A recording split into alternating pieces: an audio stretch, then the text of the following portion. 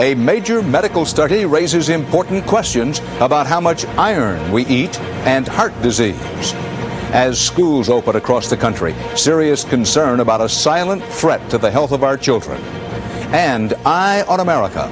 Tonight, a culture clash that is shaking thousands of households to the core. I was trying to talk to my girl in Spanish. She looked at me and said, "Mom, please speak English." It did hurt me. This is the CBS Evening News.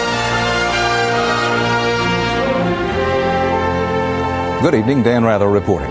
A new medical study has a lot of people wondering tonight about their health and what they eat.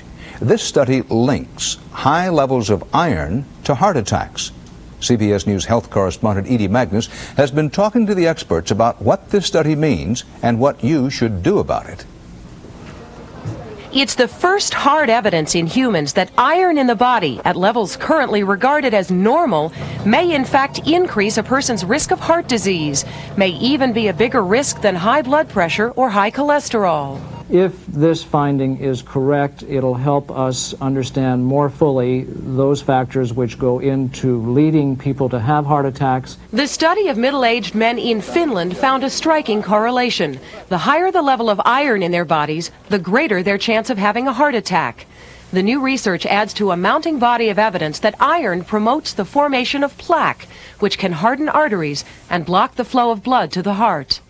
The possible role of iron in heart attacks was first suggested 11 years ago by Dr. Jerome Sullivan. I became very interested in the question of why young women are so lucky that they don't get heart attacks and relatively young men drop dead on golf courses. Sullivan's theory, young women menstruate, losing blood and thus reducing their iron levels each month.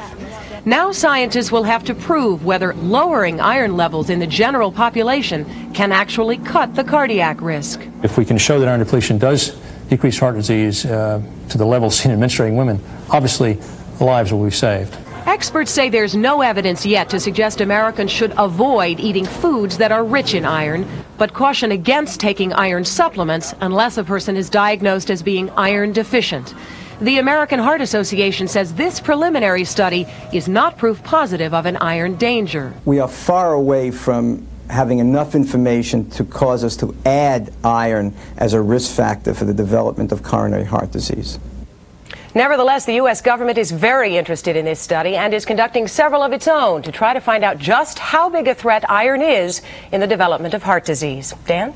Edie, for years we've heard about the benefits of iron supplements, and in fact you can't get too much. Does all that go by the boards now? Well, in a word, yes. While no one is questioning the benefits of iron, these findings may eventually prompt health officials to lower the overall recommended amount of iron in the body as a way to prevent heart attacks. No one is recommending any changes yet, however, and experts do caution too little iron in the body can cause anemia. Edie Magnus, thanks. While the right level of iron in your blood is still open to question, there's little question about lead. It is a known health threat, especially to children. And as it turns out, there's still a lot of lead pollution in our schools, now opening for the fall term. Correspondent Jacqueline Adams reports on reading, writing, and lead. Tomorrow is the first day of school in New York City, but not if a lead poisoning activist has his way, not at public school number 3. The lead levels are high, and a child day in and day out attending the school is at high risk for developing lead poisoning, unquestionably. Schools have become the newest battleground in the fight against lead poisoning in children. The National PTA says a whopping 88% of the nation's schools were built before lead-based paints were phased out.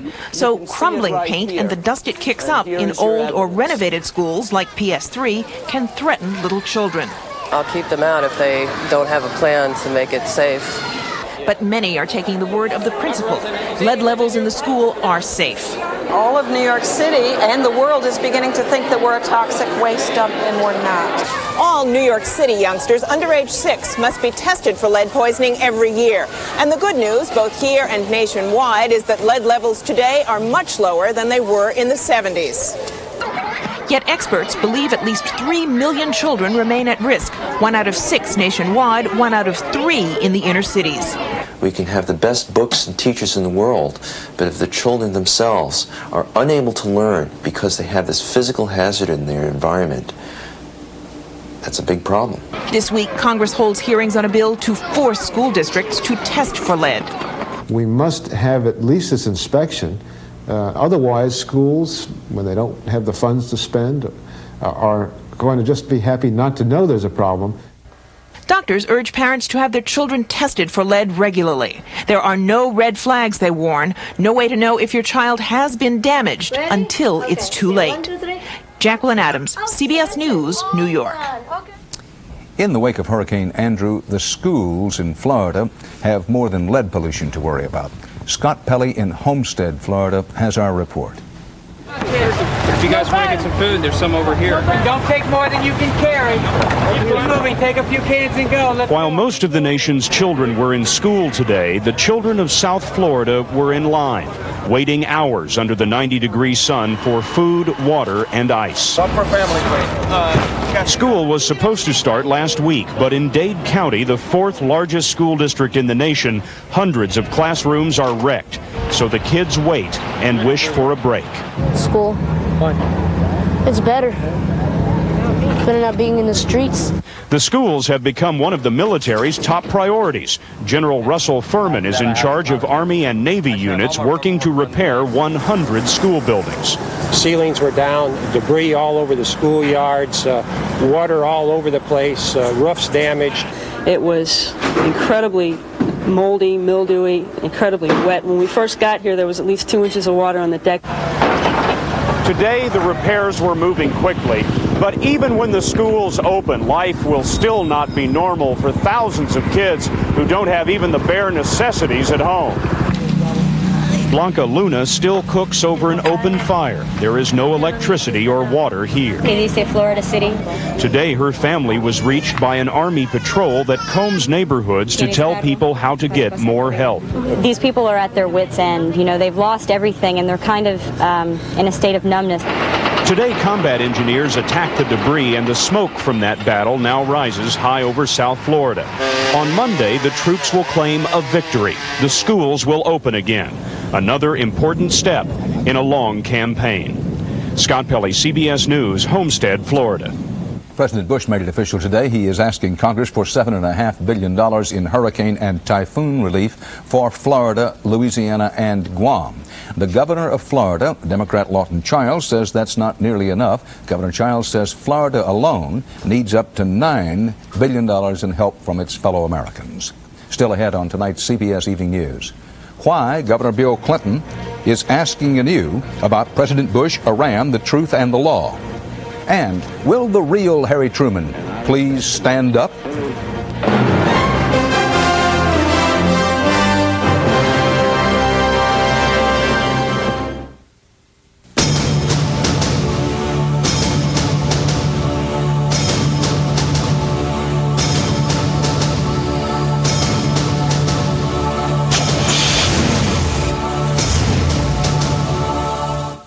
I used to take aspirin to relieve minor arthritis pain until my doctor told me 1 Advil is as effective as 2 regular aspirin and is gentler to my stomach.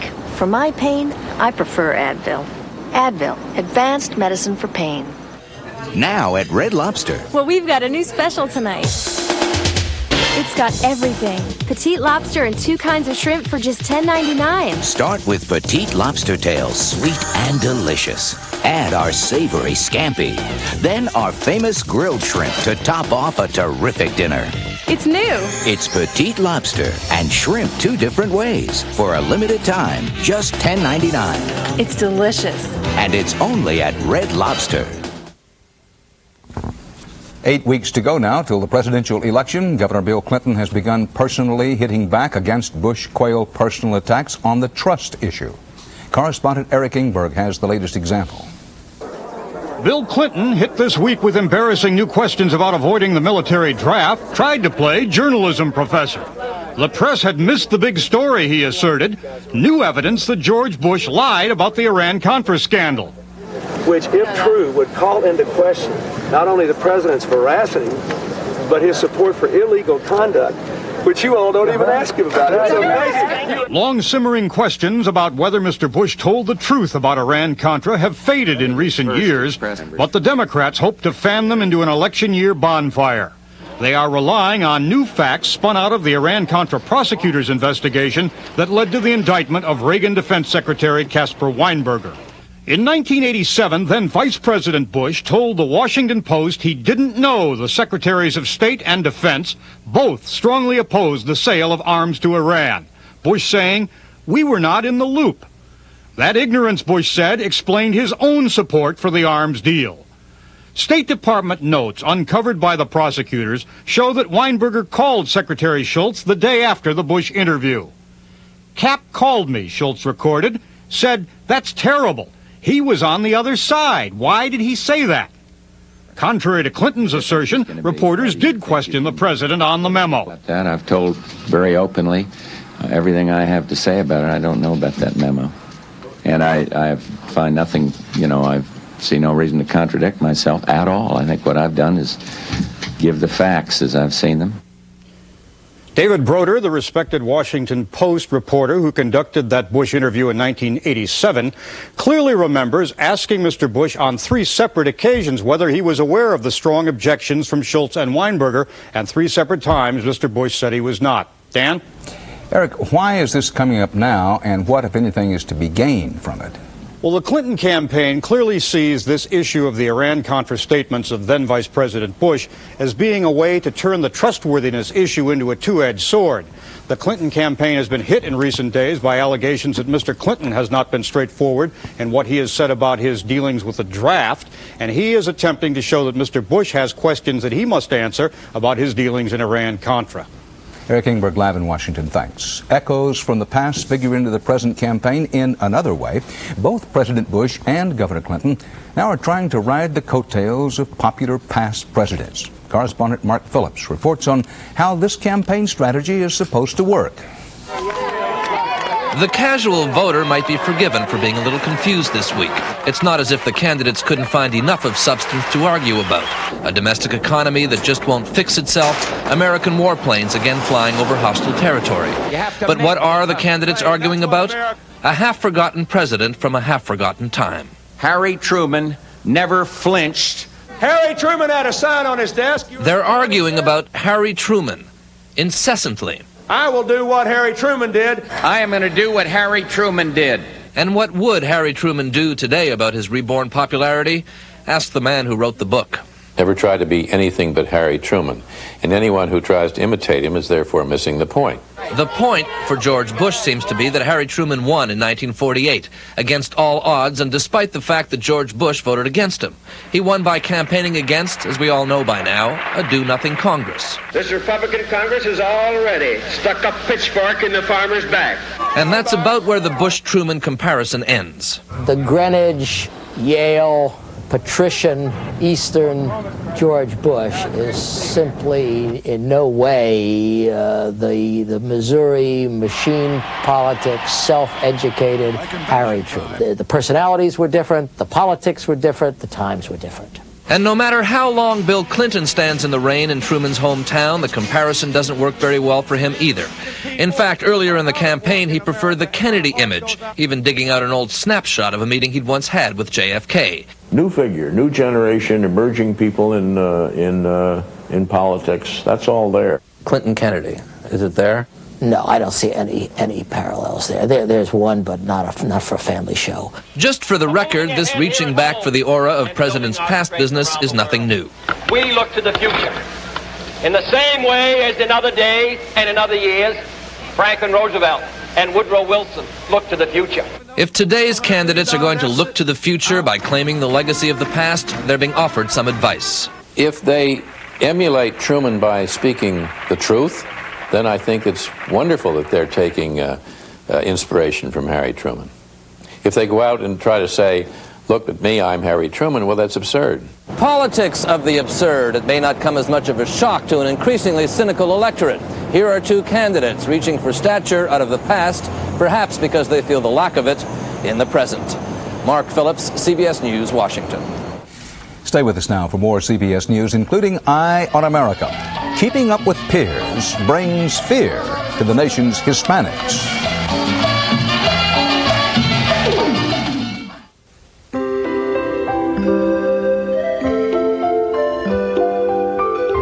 A small touch, a certain look. It's the little things that are worth the most. Which is why every Delta faucet gives you more than you'd ever expect for the money. Giving you the money for those things you can't even put a value on. Delta, the way water is brought to life.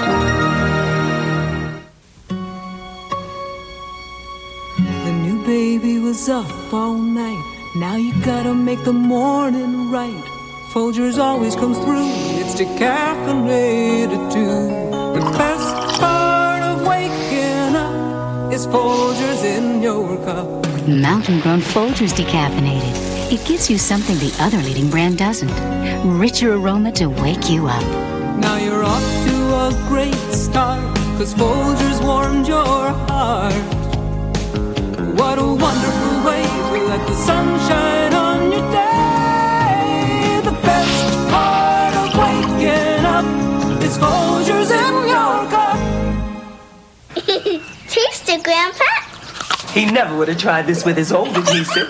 Fix-It-Dent holds stronger than any other adhesive. It even stands up to the hottest liquids. For the strongest hold you can get, Fix-It-Dent and forget it. He's a priest. He's also accused of child molesting. Father, have you sinned? And think your seatbelt will save your life? Think again. The season premiere of Street Stories, Thursday. The man charged with the fatal kidnapping of Exxon executive Sidney Rizzo pleaded guilty today to federal extortion charges. Arthur Seal said that he shot Rizzo accidentally during the kidnapping last April and that Rizzo died in his arms 4 days later. Seal is a former security guard for Exxon. He still faces state murder and kidnapping charges in New Jersey. Overseas today, a UN relief convoy was hit by heavy machine gun fire near the Sarajevo airport. 2 French peacekeeping soldiers were killed. This could increase pressure for U.S. and other Western military help in Bosnia. Now, from around the world, more CBS News. African National Congress leader Nelson Mandela paid tribute to victims of yesterday's black-on-black massacre in Ciskei, one of the so-called black homelands set up by South Africa's white minority government. As many as 28 ANC protesters were gunned down by Ciskei soldiers. In Moscow, Russian leader Boris Yeltsin and Lithuania's president agreed to speed up by a year the withdrawal of former Soviet troops from Lithuania. The soldiers will leave by the end of next August. And in outer space, the last known hammer and sickle Soviet flag on public display is no more. The familiar flag graced the Mir space station until it was dismantled by 2 Russian cosmonauts. Coming up here next on the CBS Evening News, when tragedy strikes and the church makes it worse.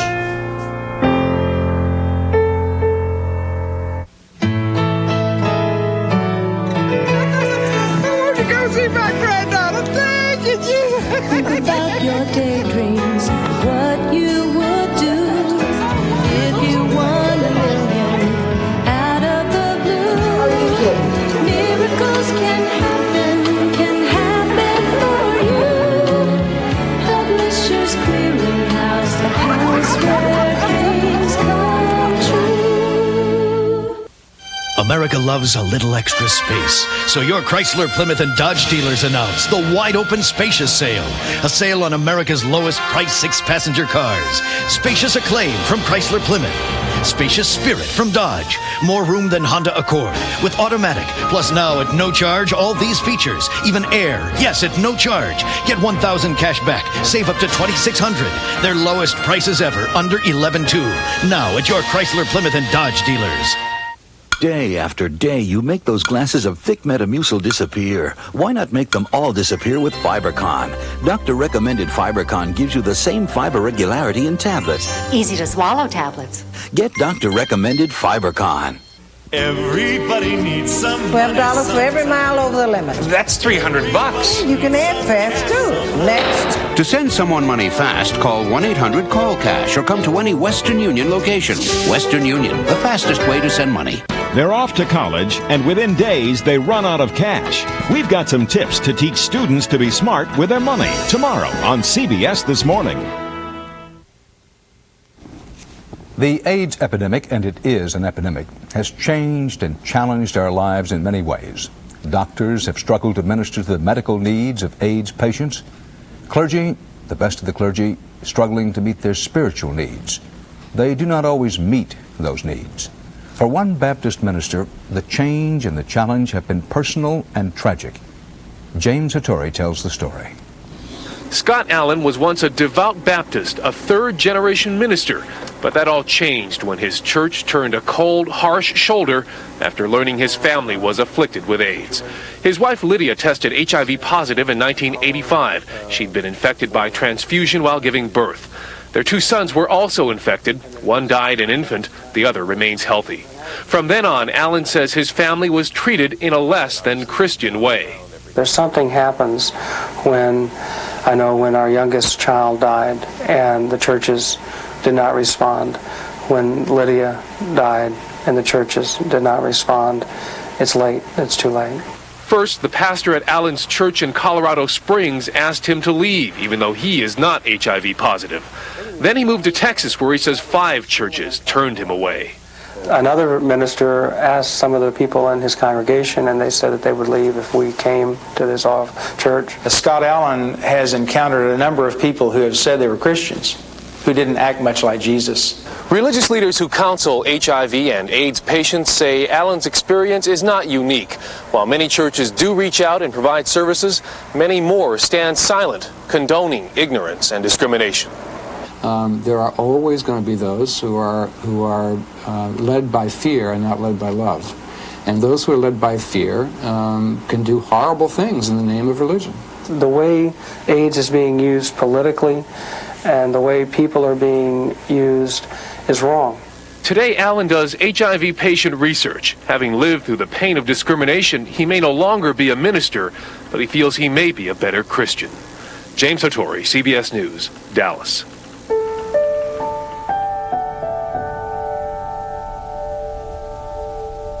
To get rid of her gray, my wife can spend 40 minutes. But I discovered the 5-minute hair coloring. The revolutionary discovery called Just for Men from the leader in men's hair coloring. Simply apply Just for Men and in 5 minutes shampoo out. Gray is blended away. The look of my natural color is back in 5 minutes. That was me, and it won't fade or wash out. My hair takes forever, but you look great in just 5 minutes. The look of your natural color in just 5 minutes with Just for Men. Never seen nothing like it. I mean, Rusty Slade was an ornery sort. Always ate his old bran flakes just for fiber. But one morning, I gave him Kellogg's new complete bran flakes. Weren't the same. More than fiber, they had whole grain wheat. Flakes were new too, crispy, crunchy.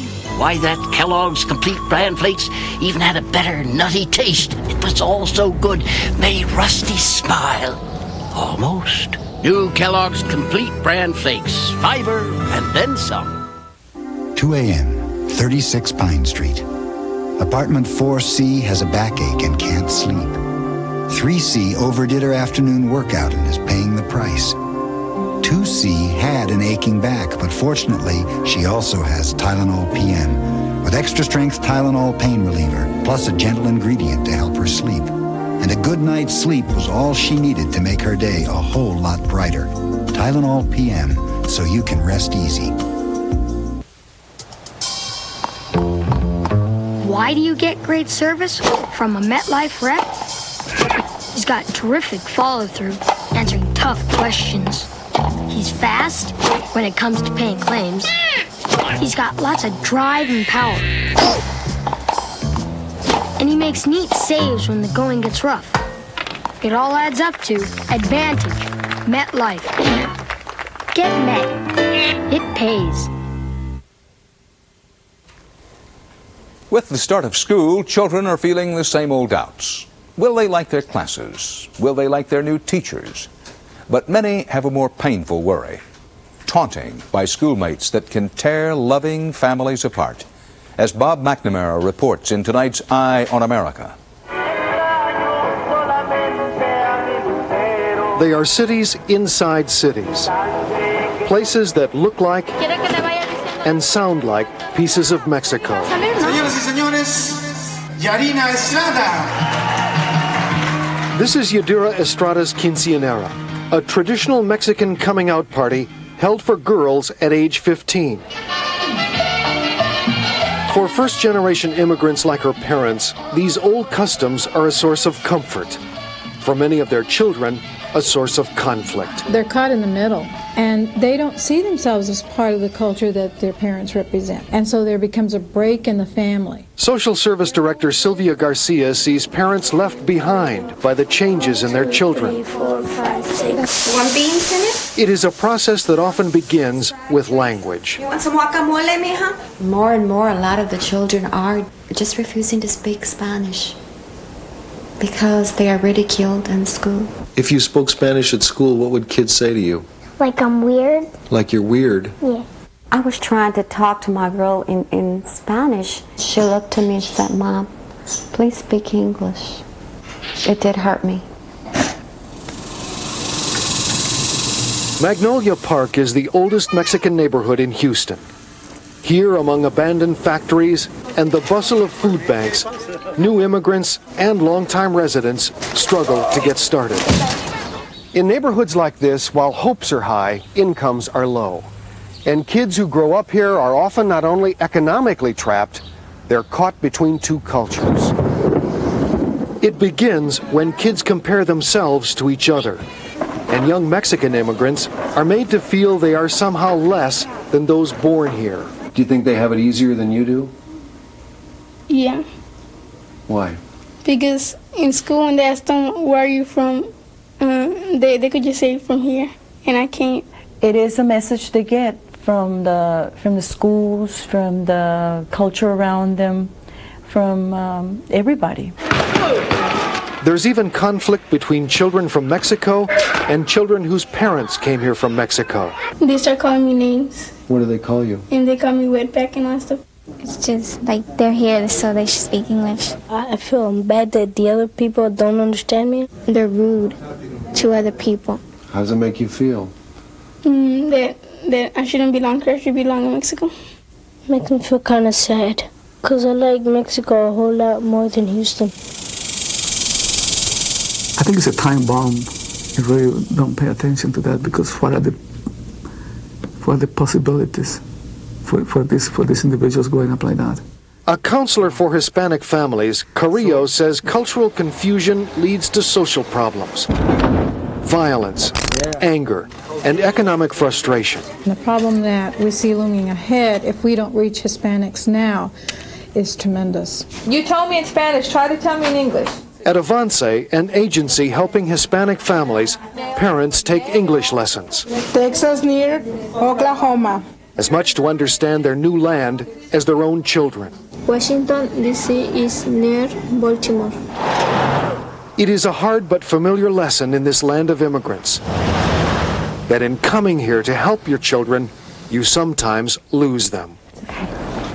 In Houston, Bob McNamara for Eye on America. And that's part of our world tonight. Dan Rather for the CBS Evening News. See you tomorrow. Good night.